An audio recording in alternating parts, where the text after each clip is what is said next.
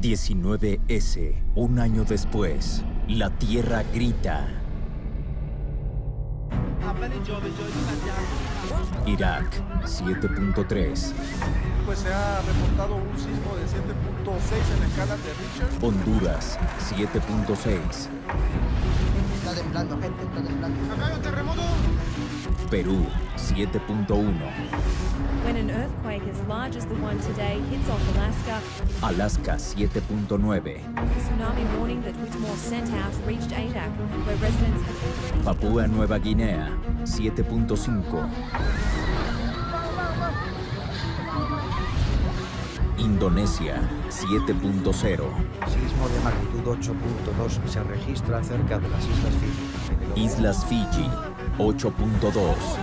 Muchísimo. ¡Ay, se está moviendo demasiado! Se está moviendo mucho el edificio. Venezuela, 7.3. O tremor foi sentido em Rio Branco, no Acre, por volta das 6 horas da manhã. Perú y Brasil, 7.1. Japón, 6.7. La Tierra sigue gritando. Hawái, volcán Kilauea. Guatemala, volcán de fuego.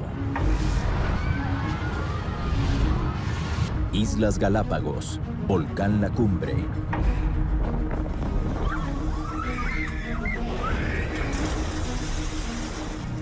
El hogar de la especie humana no es necesariamente un lugar seguro. En México ocurrió un sismo cada 1.6 años de gran magnitud. Y en cambio en Estados Unidos, por ejemplo, solo hay un sismo de gran magnitud cada 15 años. Me atrevo a decir que a partir de 1985, los habitantes de la Ciudad de México tenemos un sismógrafo en el alma. Es decir, que tenemos una especie de segunda naturaleza que nos pone alerta ante los temblores. ¡Silencio! La Ciudad de México está herida, llorando a sus muertos, demoliendo lo dañado, reconstruyendo gradualmente. Un año de susto, sobresalto y tensión. Una de las cosas importantes después de estos sismos del año pasado fue el pensar que los eventos pueden ser múltiples. Una de las cosas que no sospechamos es que México en menos de un mes iba a tener la presencia de dos sismos importantes, el del 7 de septiembre y el 19 de septiembre. Más aún, tras el 19S, más zozobra. Solo 4 días después, la alarma sísmica volvió a sonar. El sismo de magnitud 6.1 llegó de las costas de Oaxaca. Los nervios volvieron a tensarse el 16 de febrero, 7.2, originado también en el Océano Pacífico. Hay que estar más preparados. Estamos apenas conociendo el problema de las grietas que afectan a distintas zonas de la ciudad. Estamos apenas recabando la información científica para saber en dónde se producen hundimientos ocasionados por la extracción de agua. Todavía hay inmuebles que no han recibido un dictamen o que no tienen un dictamen definitivo. Entonces, no es sencillo decir, ya tenemos un plan y de aquí nos vamos para los próximos años, porque la información se tiene que generar permanentemente. Hoy sabemos más detalles sobre cómo se comporta el terreno tras un gran terremoto. El que se estén presentando sismos pequeños dentro de la Ciudad de México no es una situación nueva. Después del sismo de 1985 también se incrementó el número de sismos. En efecto, en aquel entonces no tenía la posibilidad de localizarlos muy bien, pero eran claramente sentidos por la gente. Entonces, esta presencia de sismos que son muy particulares, son sismos que difícilmente llegan a magnitud 3, pero cuando están muy cerca del epicentro, su movimiento es muy fuerte, es literalmente violento y dura 2 o 3 segundos. La reconstrucción es lenta y desesperante. Personas que meses después siguen sin un techo sobre sus cabezas. En la capital mexicana se calculan unos 100,000 damnificados, pero la cifra real puede ser bastante más grande. Una vez que tengamos este censo, vamos a poder hacer la estimación de cuánto recurso necesitamos. El problema es que hoy no sabemos cuánto cuesta la reconstrucción de la Ciudad de México en todos lados, porque nadie sabe cuántas viviendas quedaron afectadas por el sismo, porque aún hay mucha información, tampoco vamos a decir que no se ha hecho nada. La idea es que se pueda reconstruir una vivienda digna. En el caso de edificios también va a haber un programa para que puedan reconstruirse, en el caso de que algún edificio haya sufrido daños mayores, y también en el caso de negocios y todo lo demás también va a haber un apoyo. Yo creo que se necesita mucho valor para aceptar que somos vulnerables. Y yo creo que una de las cosas más emocionantes de las jornadas del pasado terremoto del 19 de septiembre de 2017 es que la gente aceptó que viviendo en un espacio en donde todos podemos ser víctimas, es importante que nos manifestemos en forma solidaria. Los problemas van más allá de la reconstrucción. En la Ciudad de México hay localidades que están ahí a pesar de que el riesgo es mayúsculo. Hay zonas en Iztapalapa en donde se construyó sobre grietas y sobre fallas. Tampoco es correcto hacerlo ahí. Hay zonas en Gustavo Amadero en donde también hay problemas de laderas muy escarpadas en donde pueden darse por los movimientos telúricos desprendimientos de rocas que pueden poner en seguridad a las personas que viven ahí. Y yo diría que esas son las zonas, digamos, más riesgosas, sin dejar de pensar que el 60% de la ciudad se construyó sobre la superficie de un antiguo sistema de lagos y eso le da una vulnerabilidad muy alta a la ciudad. No hay dinero que alcance para mudar a esas miles de personas.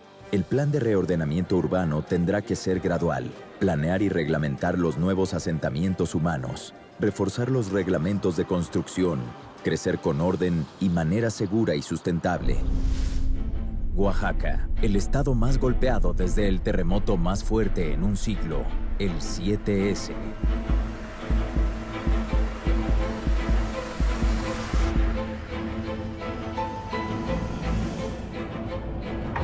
...164 comunidades afectadas, muchas de ellas en la Sierra Norte y el Istmo de Tehuantepec.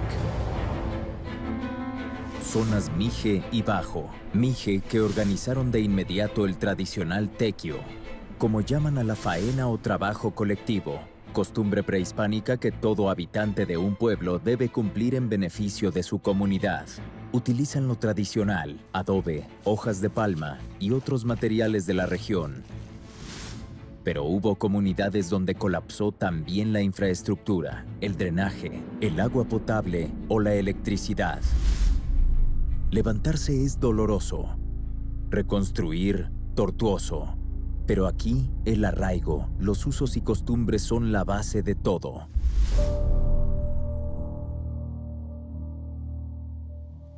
O sea que la casa fue una herencia pasando pues desde los abuelos hasta mis papás, hasta los hijos, hasta mis nietos, que ya fue el final de hoy. Mi patrimonio, eso fue mi patrimonio. Tantos años de sacrificios, tantos años que trabajé para poder construir mi casa. Y de noche a la mañana, por segundo, no, se va. Lo pierdo. Porque es doloroso ver mi casa así. Ves que todo, que ahorita sí estoy en la calle. Estamos viviendo en la calle. Una de las características de los terremotos es que afectan a las personas que menos tienen. Todas las tragedias siempre golpean a los menos favorecidos. Digamos que las tragedias son una expresión exponencial de la injusticia. En las poblaciones más grandes, el esfuerzo también lo es, pero la llegada de los apoyos es un poco más fluida. En México, la tierra tiembla todo el tiempo. Tras el 7 y el 19S, los nervios de la población entraron en tensión varias veces. en 2 ocasiones por sismos intensos provenientes de Oaxaca. 23 de septiembre de 2017, magnitud 6.1, origen 9 kilómetros al suroeste de Ciudad Ixtepec. 16 de febrero de 2018, 7.2, localización 11 kilómetros al sur de Pinotepa Nacional. Terremotos y sus muchas réplicas, en ocasiones casi tan violentas. Histórica y estadísticamente, el 25% de los sismos que suceden en México se originan en Oaxaca, y de ellos, la mayoría en las cercanías de ese municipio. Los últimos 3 años ha sido cercano al 30%. De toda la sismicidad que se registra en el país, eso es lo que le corresponde al estado de Oaxaca. La sismicidad del estado está sobre todo repartida en la zona de subducción y en la interfaz entre las placas de Coco y Norteamérica, pero también hay muchísima sismicidad dentro de la placa de Coco subducida. Esta se da sobre todo en la zona del Istmo de Tehuantepec. Es una zona bastante activa.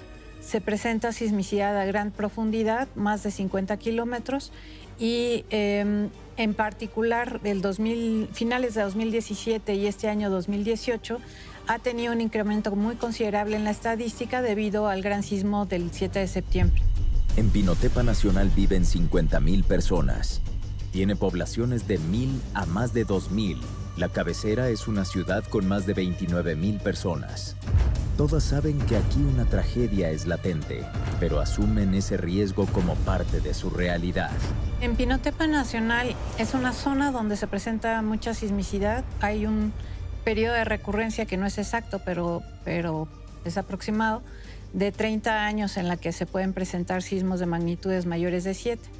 Ahora tuvimos 2 muy cercanos, el del 2012 y el del 2018, y estos han tenido muchas réplicas y es una zona muy activa en el país. Las zonas de Oaxaca, de Chiapas, pues obviamente la mayoría de las estructuras son de autoconstrucción, son en comunidades en donde no estamos acostumbrados y no se tienen los recursos a contratar a un ingeniero o un arquitecto para que nos diseñe una casa, sino que prácticamente la diseña un albañil a la medida de las posibilidades de la gente, ¿no?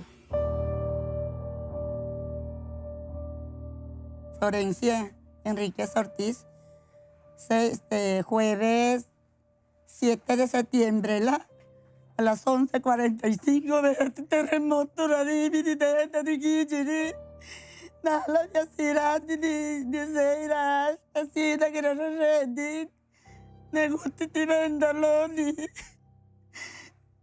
ya nada puesto, lloré colapsado, cabeza de paraca de moler, de gobierno te apoyo la dorí, compañera, compañero.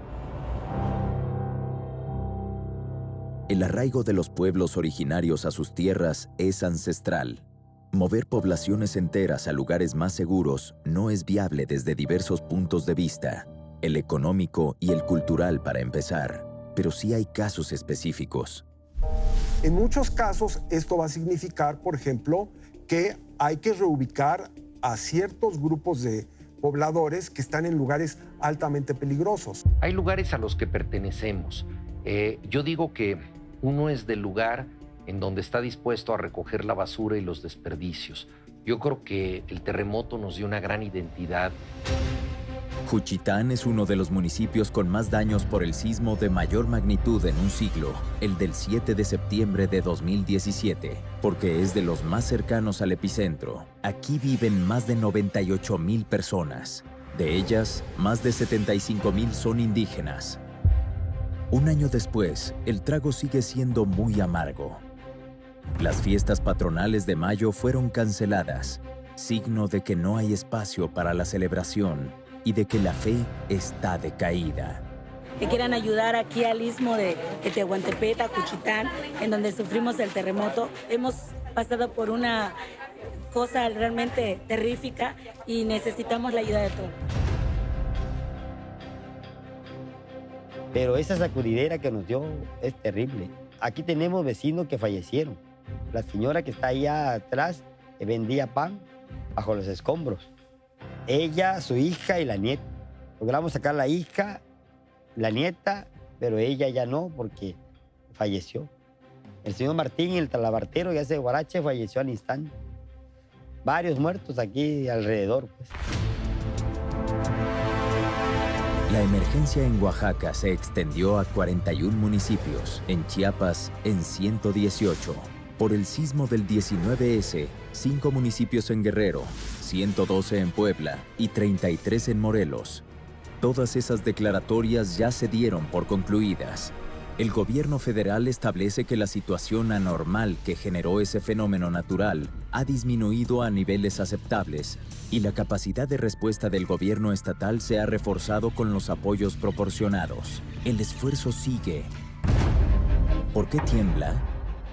Las capas internas del planeta están sometidas a energía, presiones y temperaturas tan altas y extremas que son simplemente inimaginables. Sobre todo ese caudal está la corteza con sus océanos y continentes. No es una sola esfera. Son placas que se mueven lentamente, empujándose entre ellas. Esos roces se conocen como fallas. Ahí la presión va acumulando mucha energía que de repente se libera de forma abrupta, produciendo así un terremoto. Esa misma presión también puede hacer que una placa se rompa por dentro, ocasionando un sismo como el del 19S, que tuvo un epicentro muy cerca de la Ciudad de México. La mayor parte del territorio mexicano está en la placa norteamericana, pero rozando la del Pacífico, la de Rivera, la de Cocos y la del Caribe. La de Cocos roza con la norteamericana a lo largo de la costa mexicana del Pacífico Sur. Históricamente, ahí se han producido los terremotos más fuertes que han afectado al país. Tras los fatídicos sismos de 1985, ahí inició la alerta sísmica mexicana que ha ido creciendo con el paso de las décadas. One other thing I would like to add is your early warning system for earthquakes, which has now been running for many years, is a model that we all look to, and we're trying to generate one here in the Pacific Northwest that would work as well as yours. And I don't know if we'll make it, but we're hoping it's getting close. En las costas de Guerrero hay una brecha de 230 kilómetros que abarca desde el sur de Acapulco hasta Papanoa. Ahí no se ha registrado un sismo importante desde 1911. Por años, los científicos han abrigado el temor de que la acumulación de energía pueda desatar un terremoto de proporciones épicas. Es importante considerando que toda la costa del Pacífico en la zona de distribución ya se rompió, excepto la brecha de Guerrero.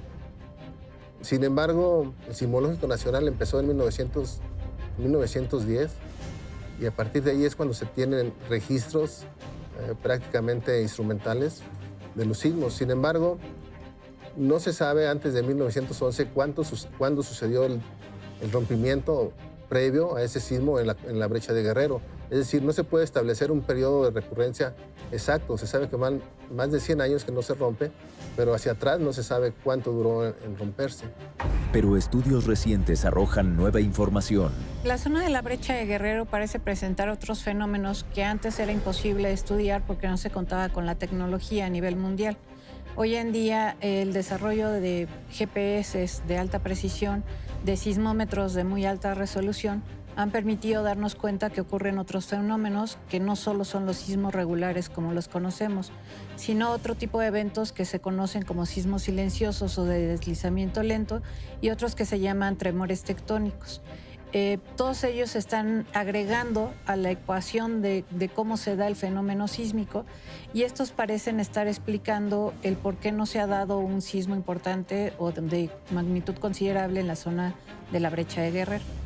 Los geólogos Luca Ferrari del Centro de Geociencias y Allen Husker del Instituto de Geofísica, ambos de la UNAM, publicaron los resultados de sus investigaciones en la prestigiada revista Geology. Sugieren que la formación de una capa de gabbro entre las placas norteamericana y de Cocos puede ser la clave. Se trata de rocas volcánicas permeables que no permiten el paso constante del agua entre las placas. Cuando la de Cocos se subduce, es decir, entra abajo de la norteamericana, libera fluidos que quedan atrapados, generando menor fricción, como si se tratara de un lubricante. lo que evita que se acumule la suficiente energía como para que haya un terremoto grande. A partir de ello, los expertos plantean que posiblemente ese mecanismo da lugar a los sismos lentos. Es decir, que en lugar de que las dos placas se muevan en decenas de segundos, el desplazamiento dura de 1 a 6 meses, por lo que casi no se perciben. Y entonces tenemos este conjunto de datos que nos indica que hay algo diferente específicamente de esta zona y muy probablemente esa es la razón que hay esos sismos lentos que están justo en esta parte de la zona de subducción y no en otras partes. La de Guerrero no es la única brecha sísmica en México. La de Tehuantepec ha sido objeto de menos estudios científicos. La brecha de Tehuantepec es un poco más compleja de entender y esto se debe a dos factores fundamentales. Uno, se encuentra en una zona donde la Tierra, el continente, es más lejana, es decir, eso complica nuestras mediciones. Para la brecha de Guerrero estamos a una distancia de 60 kilómetros a la trinchera, entonces tenemos una mejor capacidad de análisis y de detección y de medición. Mientras que para la zona del Golfo de Tehuantepec estamos tan alejados de la zona de interés y de poder caracterizar que ha hecho más complicado el poder caracterizar esa zona. Pocos días después del terremoto de magnitud 8.2 del 7 de septiembre de 2017, el más fuerte en un siglo en México, la prestigiada revista Science de la Asociación Estadounidense para el Avance de la Ciencia publicó un artículo en el que lanza la hipótesis de que ese sismo, que tuvo su epicentro muy cerca, pudo haber liberado presión en la brecha de Tehuantepec. ¿Cuánta? Esa es la gran pregunta, aunque no la única. En la comunidad científica hay quienes dudan que eso haya sucedido. Pensamos que la razón que hay una brecha justo en Tehuantepec es porque hay un dorsal en el océano. Un dorsal es un punto donde está abriendo el océano por el movimiento de la placa tectónica. Entonces, en esa zona el manto está casi encima, está casi llegando a la superficie, pues en el manto no puede ser sismos. Los sismos solo ocurren en corteza, pero el manto está demasiado caliente para tener sismos. Entonces solo puede romper la corteza. Entonces cuando tenemos este dorsal que está metiendo en esta zona, en el Tehuantepec, pues, se ve como complicado que ocurren sismos en esta zona. Entonces este estudio en Science que decía que liberó energía en esta zona, pues a lo mejor liberó energía más abajo, pero en la parte de arriba es cuestionable si pueden ocurrir sismos en esta zona, no específicamente por este dorsal que está metiendo ahí. La energía que libera un sismo es tan grande que medirla solo es posible con una escala exponencial. Cada unidad significa una magnitud 32 veces más grande que la anterior. Por ejemplo, un sismo de 7 grados es 32 veces más intenso que uno de 6. El de 8 grados es 32 veces mayor al de 7 y por lo tanto 1024 veces más poderoso que el de 6 grados y así sucesivamente. Este mapa realizado por el prestigioso Instituto Smithsoniano en Washington, con la colaboración de otras agencias científicas y gubernamentales, se titula Este planeta dinámico. Los puntos negros son sismos, la gran mayoría sucedidos en los límites entre placas tectónicas. Otra cosa que se muestra desde el primer golpe de vista es que la mayor parte de los volcanes, marcados con triángulos rojos, también están formados en los límites de las placas tectónicas, aunque hay unos pocos, como el Kilauea y el Mauna Loa, en Hawái, que se ubica en puntos calientes dentro de una placa. Otro dato que puede observarse de inmediato es que el llamado Cinturón de Fuego del Pacífico, por mucho, la región más sísmica del mundo, concentra también la mayor cantidad de volcanes.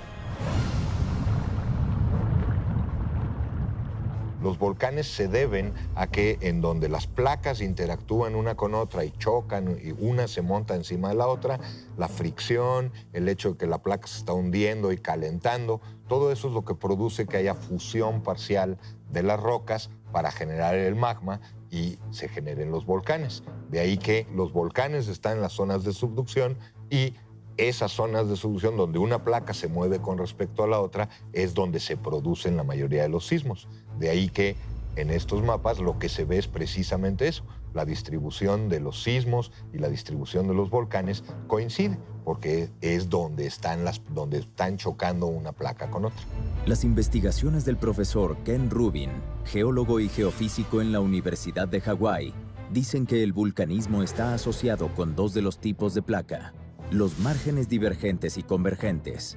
El primer tipo se manifiesta como largas grietas volcánicas, sobre todo en las cuencas oceánicas, mientras que el segundo corresponde a volcanes individuales en la placa, los que ganan en el proceso de colisión. Cuando dos placas que contienen corteza continental en sus márgenes chocan, existe poca o ninguna actividad volcánica, como en el Himalaya. El caso de México es distinto, porque las placas que chocan con el territorio sí tienen corteza oceánica. Features that we see, it's great beauty.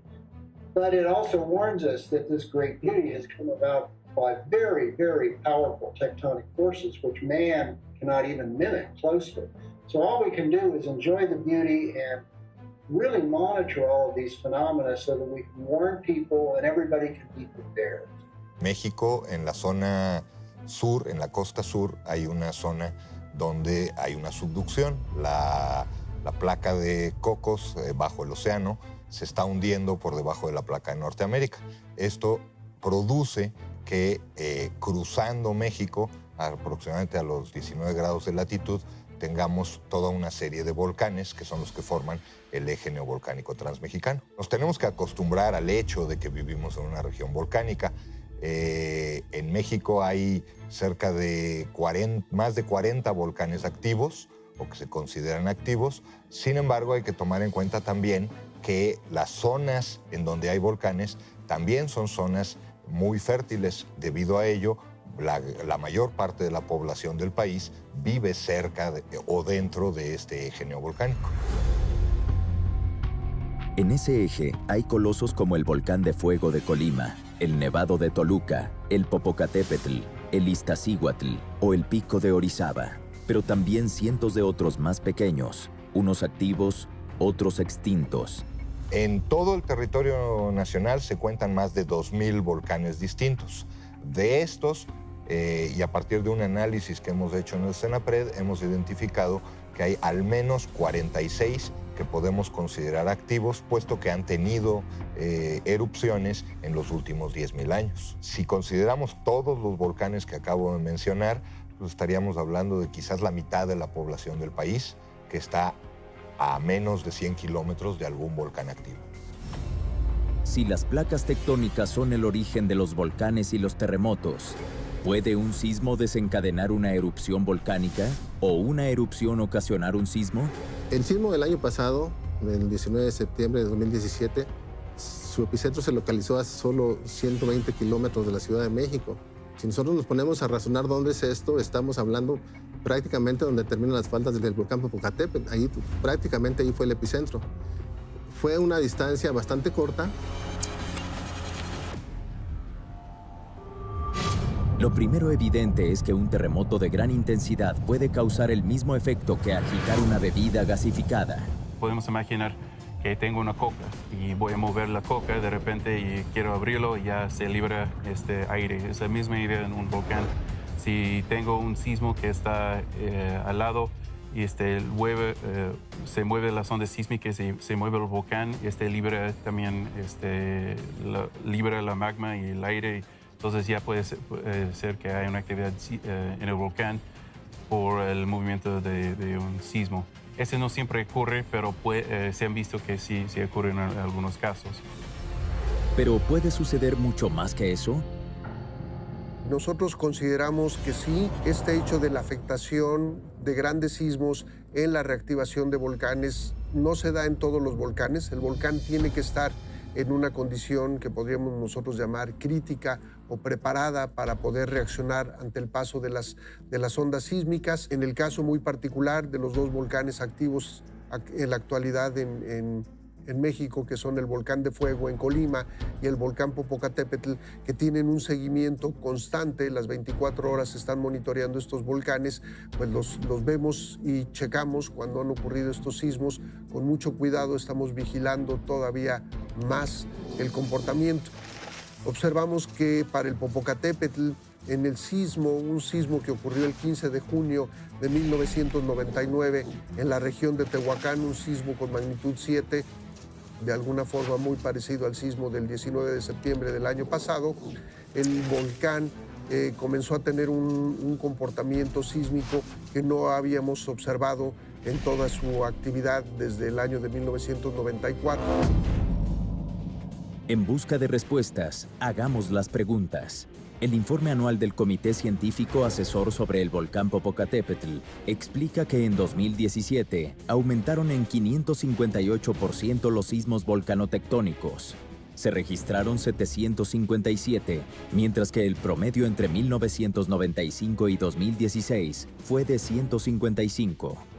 Curiosamente, el inicio del aumento en la ocurrencia de esos movimientos telúricos fue el 6 de septiembre, es decir, un día antes del terremoto más fuerte en México en un siglo, a 630 kilómetros del volcán. El incremento en el número de exhalaciones comenzó el día 12 y llegó a su máximo el 20, es decir, un día después del 19S, terremoto que tuvo su epicentro a 73 kilómetros de distancia. ¿Relación o coincidencia? En caso de que haya aumentado la sismicidad en el volcán Popocatépetl un día antes del sismo del 6, es coincidencia. Es más probable que en realidad haya sido más una casualidad, que los dos fenómenos hayan ocurrido temporalmente muy cerca uno del otro. Hay que insistir que el hecho de que dos fenómenos ocurran al mismo tiempo o muy cerca uno del otro no implica necesariamente que haya una correlación o que uno esté provocando al otro. Entonces, es factible que los sismos hayan exacerbado la actividad que tiene el Popocatépetl, pero definitivamente no son la causa de esa actividad. Volcanism is not at the exact location where the major earthquake happens. It happens inland of the plate, and it's due to once the plate subducts, which is what we call when the plate goes beneath Mexico in that area, and it heats up. It releases all these volatiles and water, which then interact with the rock and heat to create a volcano. So it's the interaction of the motion of the plates when they get stuck and then release their stresses, major earthquakes. But as they go down, they create the magma, and the source of the magma, which actually creates the volcanism. So the line of volcanoes is just behind where the subduction happens, along this boundary, and which is where the major earthquakes actually do happen. The earthquakes are much larger along the subduction boundary than they are within the volcanoes themselves. The volcanic earthquakes typically are much smaller than the great earthquakes that occur along these plate boundaries. Pero discutir y debatir ciencia no es una ciencia exacta. No todos en la comunidad están tan de acuerdo. Lo que hemos visto es que desde el año pasado el volcán ha tenido otro tipo de manifestación y de actividad a la cual la vigilamos con mucho cuidado. Ha incrementado el número de sismos volcanotectónicos en lo que llamamos el sector sureste, que estaría hacia el sector del lado del estado de Puebla y debajo del cráter. A pesar de que esto viene incrementando, no hemos observado otros cambios significativos. Es un volcán importante, es un volcán peligroso, es un volcán poderoso y esto nos hace que estemos muy al pendiente de toda la actividad que desarrolla. Hay ocasiones en que sí se ha documentado que grandes sismos tectónicos pueden llegar a generar que un volcán se reactive, pero ese volcán en realidad ya tendría que estar prácticamente a punto de hacer erupción y el sismo lo único que hace es, digamos que, disparar ese inicio de esa actividad. The best example is after the big earthquake in 1960 in Chile, which I think is still the biggest earthquake we've recorded. There was a volcano in Chile that also erupted, Portoncaya. I think the probability of an eruption happening has only increased maybe 10%, based on the statistic. Based on what we know about volcanic eruptions following earthquakes from around the world, the probability of a volcanic eruption has increased by about 10%. It's data based on volcanic eruptions since 1960.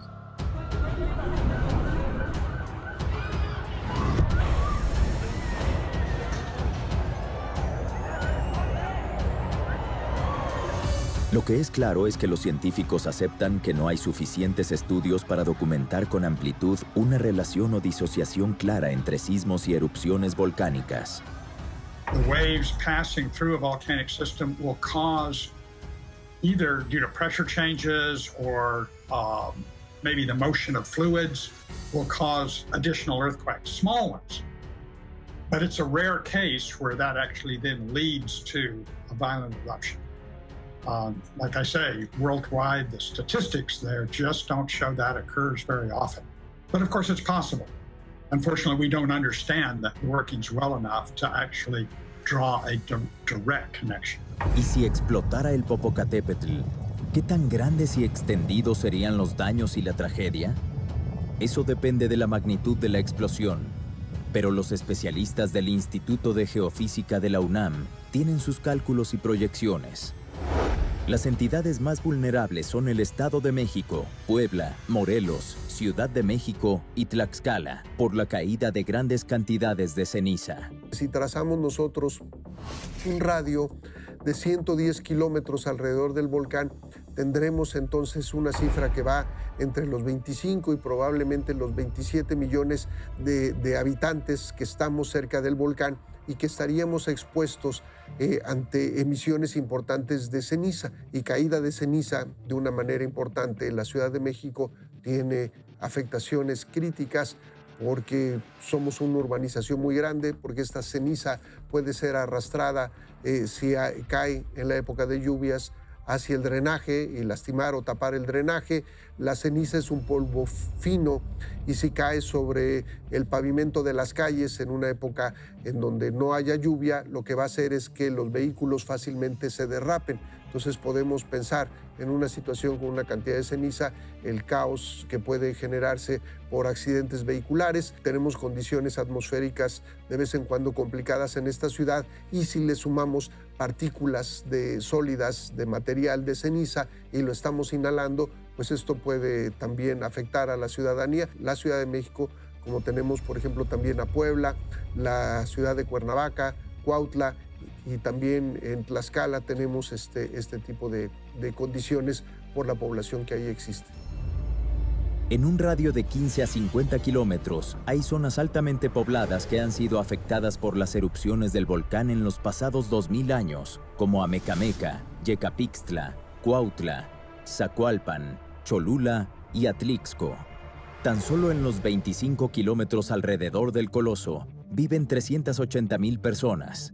18 municipios tienen territorio en las laderas y planicies aledañas, que son las más propensas a sufrir consecuencias más serias como la caída de la Ares, es decir, el lodo y los sedimentos que arroje, además del flujo de lava. Obviously, the impact of a volcanic eruption at Popocatépetl would be very significant because of the people there. So the hazards there are potentially immense.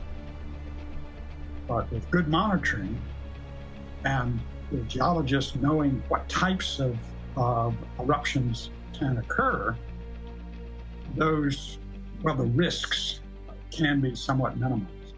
And I think, from what I understand, they're in a pretty good situation for being able to do that. The technology and monitoring.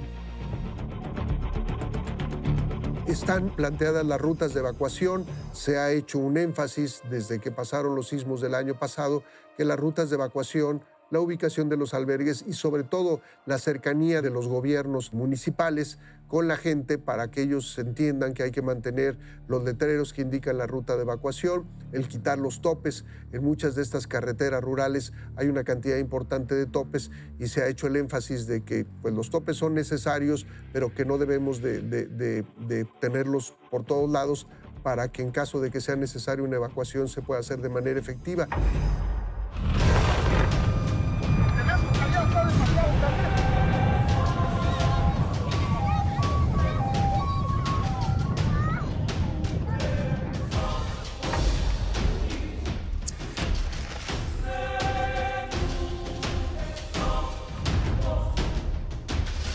Domingo 3 de junio, 2018. Muchos campesinos se disponían a descansar a la sombra tras una madrugada de trabajo duro. No hubo tiempo de mucho, no hubo tiempo de nada. El volcán de fuego en Guatemala hizo erupción. La segunda vez en el año, pero 1000 veces más fuerte que en 1974, cuando también había dado un susto de proporciones mayúsculas. En la escala Bay, que mide del 0 al 8, esta explosión volcánica fue un 4, una nube de material piroclástico, como llaman los científicos a la ceniza y a las piedras que lanza el cráter a velocidades de bala y a temperaturas infernales. Por la ladera, 3 ríos de fuego que se llevaban todo a su paso. Tierra, palos, rocas, animales muertos, casas enteras. Tierra y cielo se convirtieron en infierno. Desaparecieron 4 aldeas completas, una enorme y fértil área de cultivo y hasta un campo de golf. La naturaleza no sabe de ricos y pobres. Guatemala desesperada buscando a sus desaparecidos y llorando a sus muertos. Miles de familias y millones de personas viviendo en carne propia la desgracia y la tragedia. Lo que se vio en el volcán de fuego de Guatemala no era lava, era precisamente flujos piroclásticos, es decir, avalanchas de ceniza muy caliente a temperaturas de 800, 900 grados centígrados y que pueden alcanzar velocidades de hasta 100 kilómetros por hora. Ahí hubo una serie de factores que yo pienso que no sería el caso en México. La tragedia del volcán de fuego tuvo que ver con la falta de prevención y costumbre.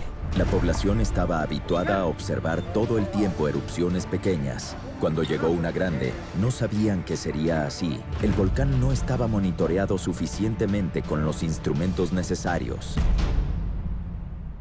Violent volcanic eruption in Hawaii is threatening to cause even more destruction this morning. Hundreds of earthquakes have rocked the area and more volcanic cracks. Jueves 3 de mayo. El cráter del volcán Kilauea está alejado de zonas pobladas en el Parque Nacional de los Volcanes en Hawái. Pero 1,500 personas tuvieron que ser desalojadas de sus hogares. ¿La razón? Que la magma comenzó a salir de una nueva fisura cercana al área residencial más próxima. Material viscoso de avance lento que dio tiempo para la evacuación. Al paso de los días y las semanas, las erupciones constantes obstruyeron carreteras, consumieron construcciones como una planta termoeléctrica y ocasionaron el éxodo de muchos habitantes más. Nuevas fisuras y más lava ganando terreno. Los científicos haciendo lo suyo. Many miles, many kilometers down the slope,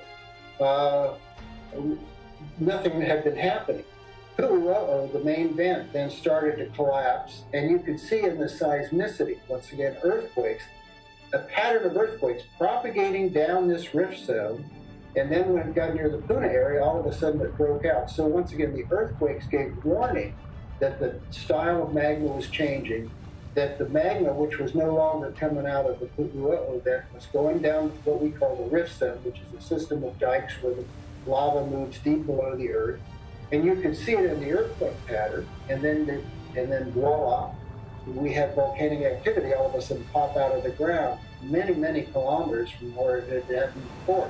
And within that same time frame is when we had this magnitude 6.9 earthquake that occurred along the same zone where this propagation was happening. So once again, the change of the volcanism was expressed in advance through the system of earthquake monitoring. So once again, a very valuable way to look what could happen as it was happening in real time. Cuando la materia expulsada por el volcán se vuelve menos espesa, comienza a desplazarse más rápido, acompañada de gases más tóxicos. Al llegar al mar, la reacción produce una nube compuesta de cristales volcánicos y ácido clorhídrico, también conocido como muriático, altamente venenoso. La preocupación es mayor. El Kilauea es uno de los más activos del planeta, pero este nivel inusual de actividad hace pensar que una gran explosión puede estar cerca. That is a huge, huge lava front there, just consuming everything in its path. Massive amounts of molten. También hay que tomar en cuenta que aun cuando en mayo todo mundo estaba hablando de la erupción del Kilauea, en realidad lo único que ocurrió fue un cambio en el punto donde estaba saliendo la lava. El Kilauea lleva cerca de 30 años en erupción continua, la mayor parte en el cráter principal. Ahora en mayo lo que ocurrió es que hubo una serie de pequeños sismos asociados a que se estaba abriendo una nueva grieta, y a través de estas nuevas grietas es que empezó a salir lava muy cerca de una zona habitada, y por lo tanto pues hubo destrucción de muchas casas. Para el planeta, un volcán activo es algo absolutamente común. Prácticamente todo el tiempo hay entre 10 y 15 haciendo erupción en diversos lugares. Aunque la actividad volcánica no es igual en todas partes, hasta entre los volcanes hay clases. Salvo cuando es muy intensa, la erupción tipo hawaiana se caracteriza porque no sale expulsada por grandes explosiones, sino más parecida a una fuga o derrame. El flujo de lava es poco viscoso, por lo que tiene gran movilidad y puede alcanzar varios kilómetros a la redonda. En la erupción islándica, la lava puede salir incluso a través de fisuras formadas en los flancos del volcán, alcanzando grandes extensiones. La erupción estromboliana consiste en explosiones pequeñas y continuas, con poca ceniza pero que pueden expulsar bombas, es decir, piedras tan grandes y pesadas como para matar a una persona con el impacto u ocasionar un incendio con su temperatura. La erupción vulcaniana es violenta. El magma es de composición intermedia, con una cantidad importante de gases. Puede lanzar ceniza y piedras volcánicas como si fueran proyectiles balísticos. La erupción pliniana es la más violenta. El magma tiene un alto contenido de gases, así que las columnas eruptivas alcanzan alturas de varios kilómetros, dejando caer lluvias de ceniza y piedras. La erupción peleana es discontinua, porque expulsa materiales muy viscosos que obstruyen la chimenea del volcán. Sin embargo, ya en la superficie llegan a tener 500 grados centígrados de temperatura y alcanzar velocidades de 100 a 200 kilómetros por hora.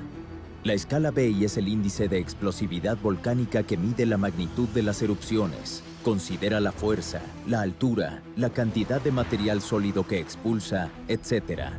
Considerando los niveles de energía que se liberan, cada unidad es 10 veces mayor a la anterior. Así, por ejemplo, un Bay 6 es 10 veces mayor que un Bay 5, pero 1000 veces más grande que un Bay 4. Como en el caso de los sismos, erupciones volcánicas hay todo el tiempo en el planeta. Pero afortunadamente, hay un supercolosal Bay 7 cada 500 a 1000 años y un megacolosal Bay 8 cada 50.000 a 100.000 años. Well, I think any volcanic activity near human population is a concern. And of course, there are many volcanoes near where people live. So monitoring is, I mean, we really can't stop the volcano. It's a natural process. It's been there for thousands, perhaps millions of years. But you can monitor the seismicity through the earthquakes. You can monitor the inflation and deflation of the volcano with GPS equipment. You can monitor the tilting of the ground as the volcano inflates as a precursory phenomenon. So you can watch a lot of different physical processes that gives you warnings. And those warnings then allow you to notify the population to take action. La supervivencia está en la naturaleza humana. ¿Qué tanto caso le hacemos a la naturaleza? Para los dos volcanes que actualmente están activos, el volcán Popocatépetl y el volcán Fuego de Colima, ambos están bien monitoreados, están bien instrumentados. Por ello, yo considero que no nos van a dar una sorpresa, porque si empiezan a prepararse para una gran erupción, lo vamos a poder ver con tiempo. En ese sentido, y a diferencia de los sismos, los volcanes yo diría que son más nobles porque avisan, pero hay que estarlos escuchando, hay que estarlos monitoreando, hay que estarlos vigilando. Y en ese sentido, hay varios volcanes en México que también tienen la capacidad de entrar en actividad, por ejemplo, el Tacaná, el Citlaltépetl, el Ceboruco y varios otros. En total hay 46 volcanes que se consideran activos en México, y muchos de estos no están monitoreados, o al menos no están tan bien monitoreados.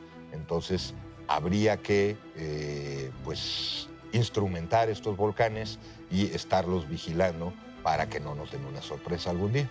Los 6 volcanes que se consideran de más alto riesgo en México tienen algún tipo de monitoreo. No necesariamente tienen todos los equipos que quisiéramos que tuvieran, pero algún tipo de monitoreo tienen.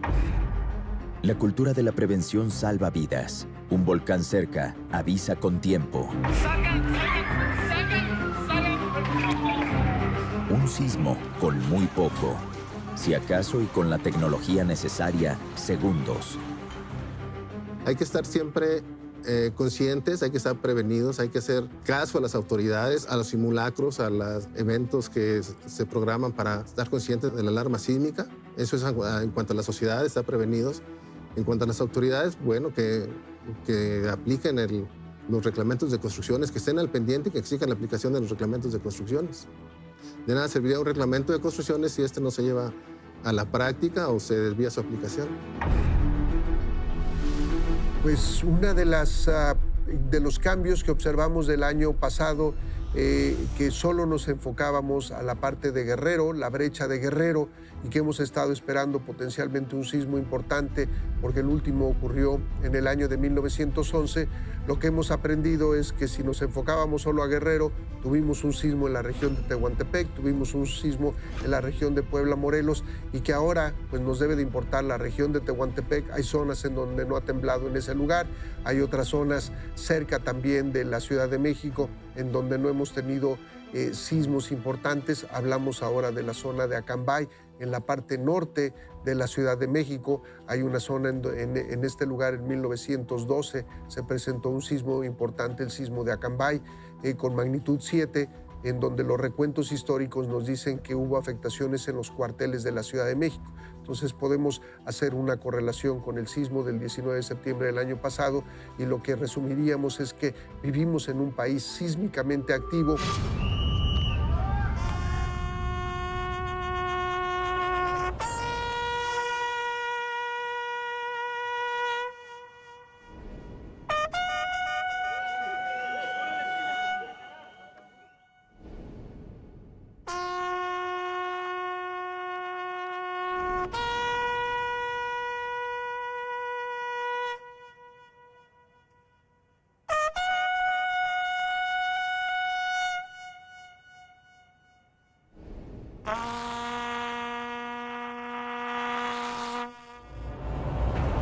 Terremotos en un lugar tras otro. Volcanes activos en todo el planeta. La Tierra grita. La tarea de la especie humana es escucharla. Al cierre de este documental, durante el año siguiente al 7S, en México se registraron 37.566 sismos, con sus réplicas incluidas. 76 de ellos de magnitud 5 a 5.9. 3 de magnitud 6 a 6.9 y 3 de magnitud 7 o mayor. La Tierra sigue gritando.